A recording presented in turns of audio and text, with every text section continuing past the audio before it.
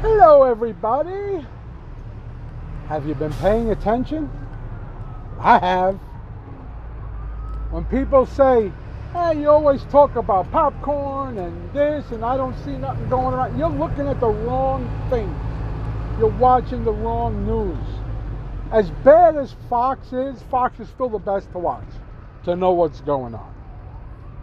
So, other than the last week, the Democrats just losing their minds and showing themselves to be the hypocrites that they are, and still going after Barr, I can't imagine.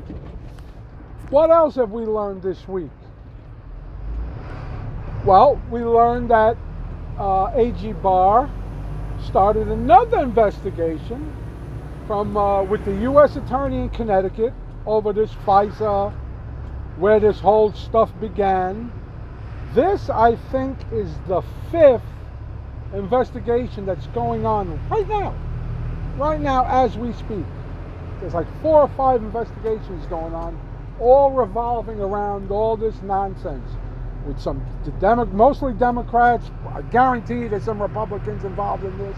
This is not a Republican, Democrat, conservative, liberal. This is a corruption investigation. So wherever it goes, it goes. What else have we learned this week? I don't know about you, but I learned, now this is something I already knew. We all knew the Steele dossier was bullshit. We kind of knew the FBI knew the Steele dossier was bullshit. But when did the FBI know the Steele dossier was bullshit? About 10 days before the first FISA warrant, before the election. That's when the FBI, how do we know this? Let me give you a little timeline to understand the story better. Steele, Christopher Steele, the liar, the dossier guy. Meanwhile, he didn't write the dossier.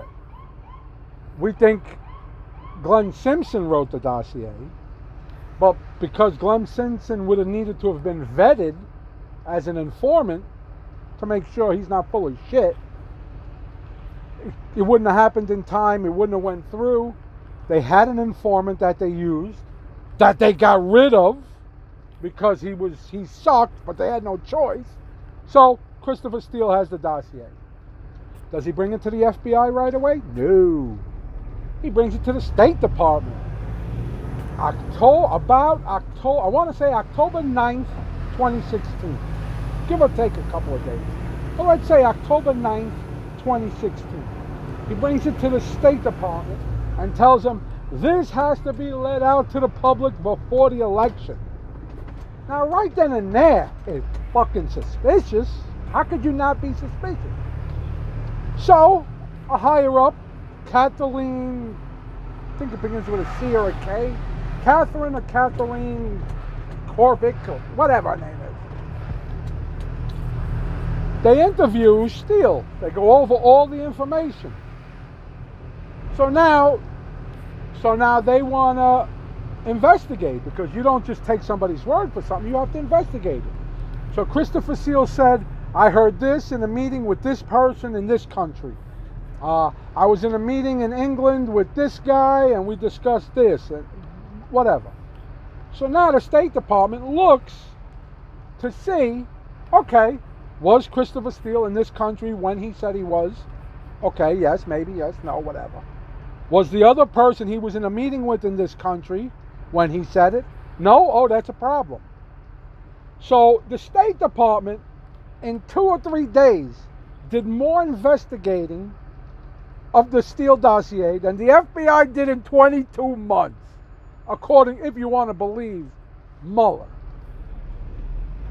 So what happens? This Kathleen Corvick, whatever the hell her name is, sends a nice typewritten memo up to the FBI stating all this stuff.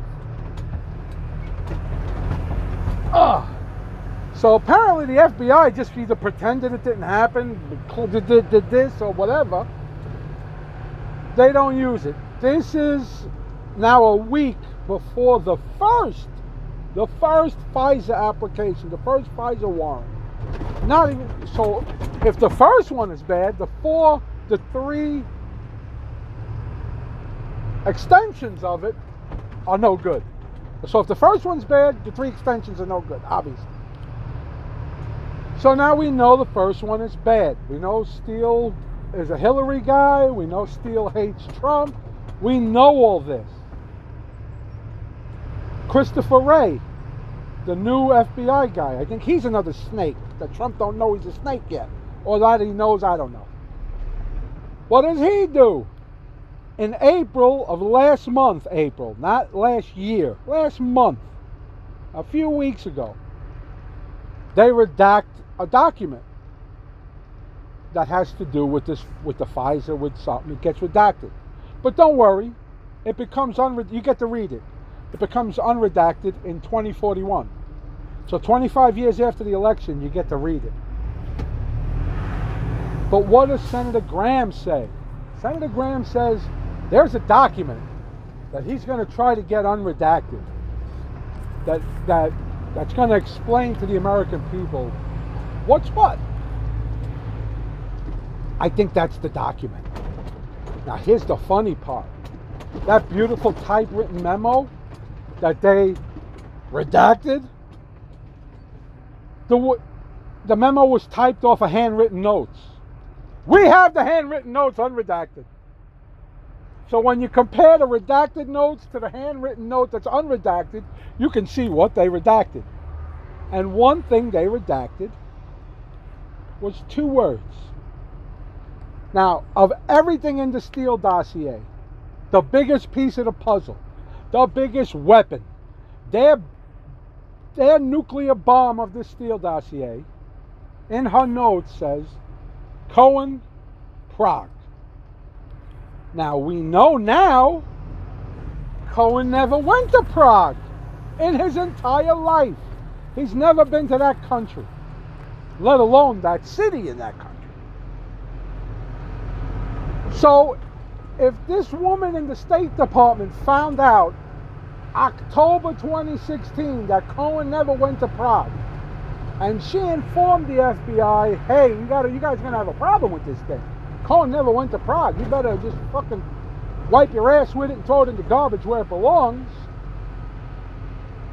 Uh-oh. Someone's in trouble. You know, the Pfizer application where it says, verified, everything in this application is sworn to be truth. You gave that to judges? Now, I'm a follower of this QAnon, what everybody calls the conspiracy. And he's been telling us shit. His big thing is future proofs past. He'll tell you something, and you may not find out for a year after he tells you. Now, you know information. Can you imagine knowing information for a year and then all of a sudden it pops up in the news? I'll give you an example. January 2018. He was referring to the NSA and people going into the NSA database and collecting information on U.S. citizens, political opponents, illegal shit. Stuff that's totally illegal. Well, Q told us 7 senators, something else, and 4 contractors. 4 non-government contractors. Now, this is the NSA's database. Talk about the highest of security clearances. To just walk in the room that this thing is in, let alone having a contractor go in there and look through everything. Well, a few weeks ago, we found out on Fox, I forget which congressman or senator was. It might have been, who was it? I don't know. They're all, I got me all confused. Said there were 4 contractors that the FBI used, 4 contractors, to go into the NSA database and to data mine whatever they were looking for. Okay, so I knew that information for 14, 15 months before the general population. But my point is, Q says one thing all the time. These people are stupid. They all left a paper trail because nobody could believe Trump would win. So if Hillary won, all this stuff would have just went bye-bye. You would never hear none of this. You wouldn't know about the NSA data breach. You wouldn't know about the FISA application because Hillary and them and FBI and DOJ would have buried it. So they were stroking Page, texting each other on government phones. I could smell the Trump supporters into Walmart and fuck Trump and we got to stop Trump and the insurance plan. These people are stupid. If this was a movie, I'd swear Peter Sellers was going to fucking pop out of a box dressed as Inspector Clouseau and join the fucking investigation. That's how ridiculous this is. And it's unfolding in front of your faces if you just open your eyes and see. It's all there. Comey's in trouble. Comey's in a lot of trouble. Not including, McCabe and all of them, but Comey's going to be the first. He's the first domino to fall. And then they're just going to start falling after that. Representative, what the fuck is his name? Collins, I think? The representative who released the hearings for Peter Strzok, Lisa Page, Attorney Baker, the one who said that. There's 53 more. 53 more that he's going to release. He's taken this week off for releasing them. He wants the Democrats to show their hypocrisy. So next week, look at Representative, what the hell, I don't know his first name, Collins. Keep an eye on his Twitter. Shit's gonna start popping out. If you know where to look, you'd be watching some interesting television. But you gotta know where to look. Forget this other nonsense. New York Times, Washington Post, forget that. CNN, MSNBC, ABC, CBS, forget that. Forget it. Half the Fox shows, forget them. Watch Sunday morning that Marie Bartiromo, whatever the hell her name is. Watch Hannity. Watch Greg Gutfeld if you want to laugh.